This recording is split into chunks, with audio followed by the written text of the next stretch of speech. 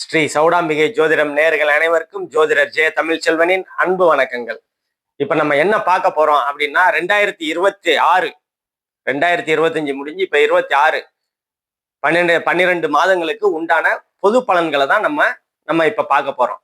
நம்ம சேனலை சப்ஸ்கிரைப் பண்ணுங்க, லைக் பண்ணுங்க, ஷேர் பண்ணுங்க. துல்லியமான பலன்கள் வேணும் அப்படின்னா கீழே நம்ம நம்பரை கான்டாக்ட் பண்ணிங்க. இப்ப ஒவ்வொரு ராசிக்கும், அதாவது 12 ராசிகளுக்கும் உண்டான பொது பலன்களை தான் நம்ம பார்க்க போறோம். இப்ப குரு பகவான் வந்து ஜூன் மாசம் வரைக்கும் மிதுன வீட்டுல இருப்பாரு. ஜூனுக்கு அப்புறம் அக்டோபர் வரைக்கும் கடக வீட்டுல இருப்பாரு, உச்ச நிலையில இருப்பாரு. அதே மாதிரி சனி பகவான் வந்து மீனத்துல இருப்பாரு. 2027 ஜூன் வரைக்கும் அங்கதான் இருப்பாரு.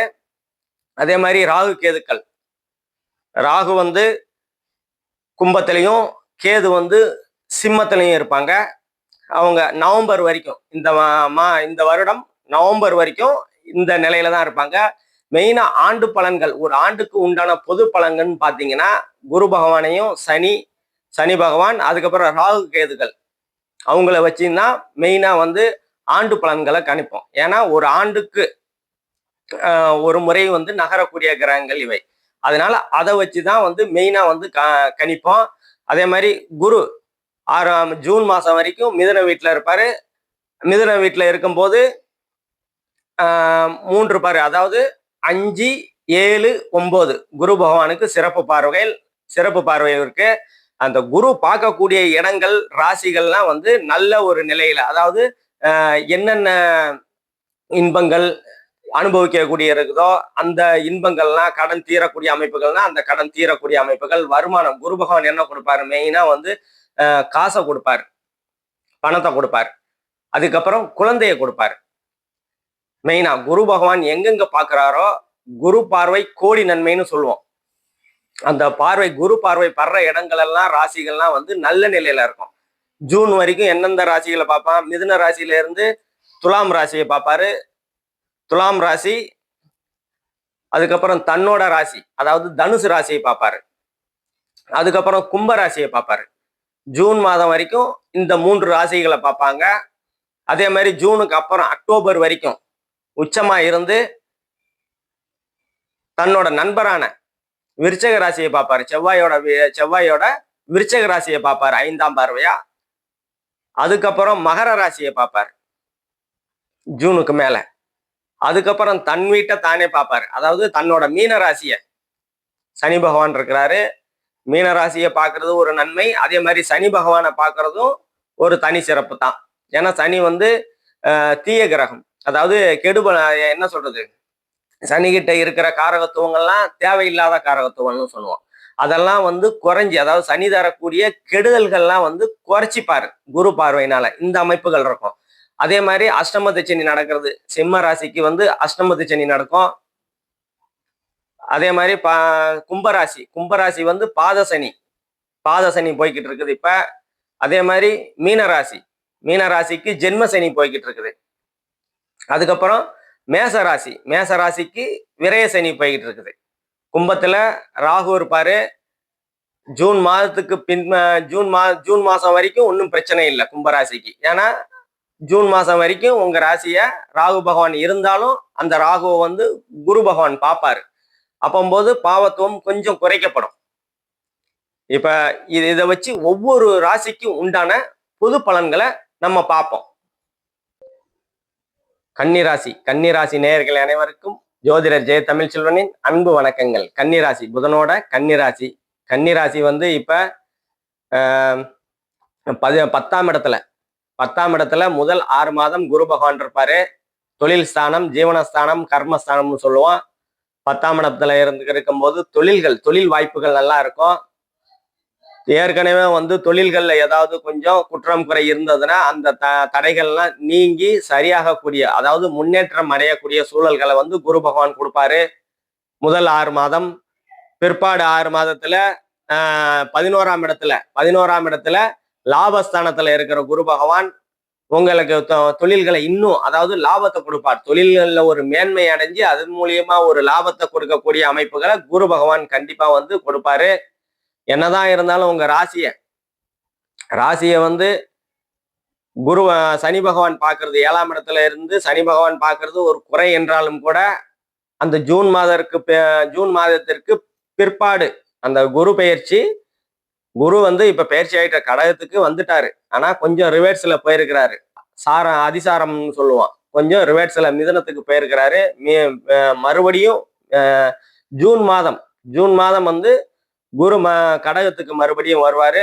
அந்த காலகட்டம் 2வது, அதாவது ஜூனுக்கு மேல உங்களுக்கு 7ஆம் இடத்துல இருக்க அந்த சனி பார்வை, சனி கொடுக்கக்கூடிய கெடுதல்கள்லாம் குறையக்கூடிய தன்மைகள் ஜூன் மாதத்துக்கு மேல உண்டு. என்ன கெடுதல்கள்லாம் குறையக்கூடியதுன்னா, 7ஆம் இடம் கணவன் மனைவி ஸ்தானம், கலத்திர ஸ்தானம்னு சொல்லுவோம். கணவன் மனைவிக்கிடையே சண்டை சச்சரவு, பிரிவுகள், கருத்து வேறுபாடுகள் இருக்குதுன்னா அதெல்லாம் சரியாகக்கூடிய ஒரு அற்புதமான சூழ்நிலைகள் உங்களுக்கு கண்டிப்பா உண்டு ஜூன் மாதத்திற்கு பிற்பாடு. கொஞ்சம் பொறுமையா இருக்கிறது நல்லது அது வரைக்கும். அதே மாதிரி நண்பர்கள் மூலியமா அனுகூலங்கள், ஆதாயங்கள் கண்டிப்பா உங்களுக்கு இந்த காலகட்டத்துல கண்டிப்பா கிடைக்கும். அதே மாதிரி உங்க ராசிக்கு 4ஆம் பாவகத்தை குரு பகவான் பார்ப்பாரு. 4ஆம் பாவம் தாய், வீடு, வாகனம், கல்வின்னு சொல்லுவோம். மாணவர்கள் கல்வியில ஒருபடி உயரக்கூடிய அமைப்புகள் இருக்கும். என்னதான் இருந்தாலும் 4ஆம் இடத்தை சனி பார்க்கறதா இருந்தாலும் குரு பார்வைக்கும் ஒரு வேல்யூ இருக்குது. அதனால மாணவர்கள் அதிக மதிப்பெண்கள் பெறக்கூடிய அமைப்புகள்லாம் நல்லாவே இருக்குது. அதே மாதிரி தாயார் உடல்நிலையில சிறு உடல் உபாதைகள் நல்லா கவனிச்சுக்கணும். சிறு உடல் உபாதைகள் விலகக்கூடிய அமைப்புகள் கண்டிப்பா இருக்கும்.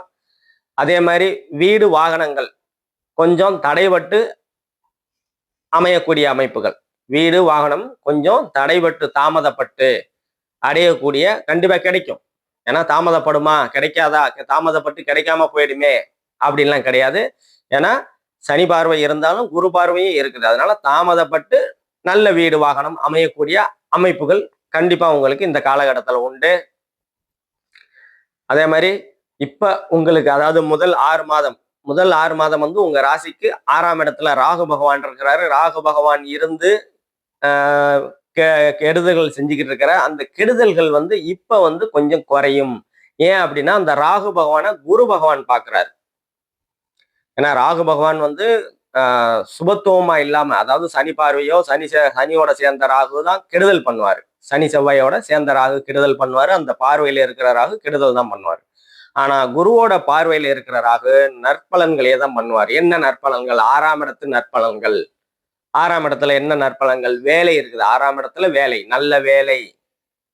இல்ல நான் வேலையில தான் இருக்கிறேன், அந்த வேலை எனக்கு பிடிக்கல, சரியா இல்லை, ஒரு முன்னேற்றம் இல்லை, ஒரு ஸ்ட்ரெஸ்ஸாவே இருக்குது அப்படின்னா அந்த ஸ்ட்ரெஸ் எல்லாம் மறையக்கூடிய அமைப்புகள்லாம் இந்த காலகட்டத்தில் உங்களுக்கு கண்டிப்பா அந்த குரு பகவான், குரு பார்த்த ராகு 6ஆம் இடத்துல ஒரு நல்ல பலன்களை செய்வாரு.